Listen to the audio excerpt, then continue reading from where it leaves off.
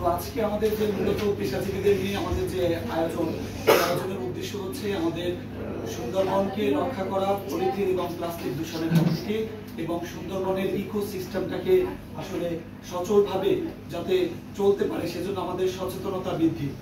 তো সেক্ষেত্রে আমাদের সবারই কিছু নৈতিক দায়িত্ব রয়েছে নিজ নিজ জায়গা থেকে।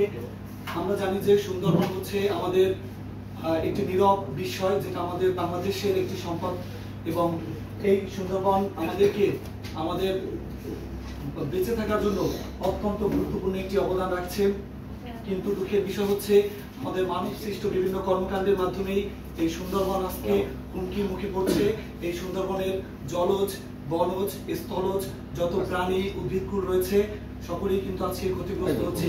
তার একটি অন্যতম কারণ হচ্ছে প্লাস্টিক দূষণ, পলিথিন দূষণ। আসলে প্লাস্টিক এবং পলিথিন এটা একটি এতটাই ক্ষতিকর একটি উপাদান যেটা হাজার বছর মাটিতে অবস্থান করে, কখনো এটা মাটির সাথে পুরোপুরিভাবে বিলীন হয়ে যায় না, যে কারণে এটা মাটির ক্ষতি করার পাশাপাশি সামগ্রিকভাবে পরিবেশের ক্ষতি করে।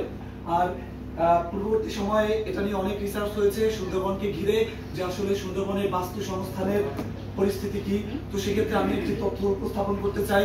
2020 সালে খুলনা বিশ্ববিদ্যালয়ের মাস্টার্সের শিক্ষার্থী পরিবেশ বিজ্ঞানের মাস্টার্সের শিক্ষার্থী মাহাদি হাসানের একটি গবেষণা প্রতিবেদনে উঠে এসেছে এমনটাই তথ্য যে সুন্দরবন এবং সুন্দরবন সংলগ্ন 80টি গ্রামের প্রায় 52টি খালের পানিতে পলিথিন, নদী ও খালের পানিতে পলিথিন এবং প্লাস্টিকের কারণে সুন্দরবনের পানিতে বসবাসরত যে সামুদ্রিক প্রাণী রয়েছে তাদের আসলে এতটাই সমস্যা হচ্ছে।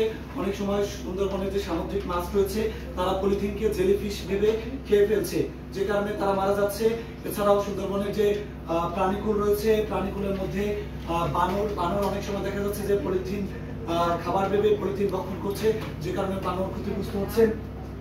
আরেকটি তথ্য হচ্ছে যে এই সুন্দরবনের যে মাটিতে এবং পানিতে এমন একটি তথ্য প্রকাশ পেয়েছে যেখানে বলা হচ্ছে যে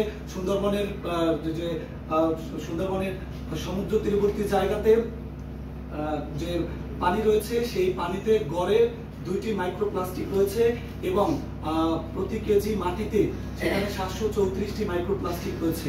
আর এই মাইক্রোপ্লাস্টিকটা কিন্তু প্রকৃতপক্ষে আসলে অত্যন্ত ক্ষতিকর, যে কারণে আমাদের যে এই রূপান্তরের যে পিরিজপুরের কোঅর্ডিনেটরের দায়িত্বে আছে আমাদের শাহিদা বানু সোনিয়াপা যেমনটা বলেছিলেন যে এই পলিথিনের কারণে, প্লাস্টিকের কারণে কিন্তু ক্যান্সার সহ আরো বিভিন্ন মরণব্যাধি রোগী কিন্তু মানুষ আক্রান্ত হচ্ছে।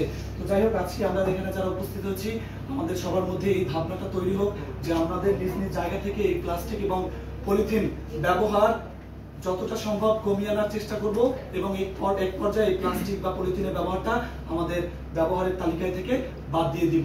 তো আজকে থেকে এটাই আমাদের প্রত্যয় হোক।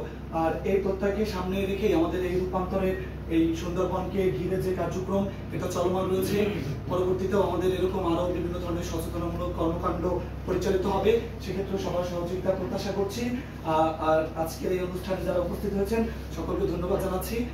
এই বলে আমি আমার সংক্ষিপ্ত বক্তব্য শেষ করছি।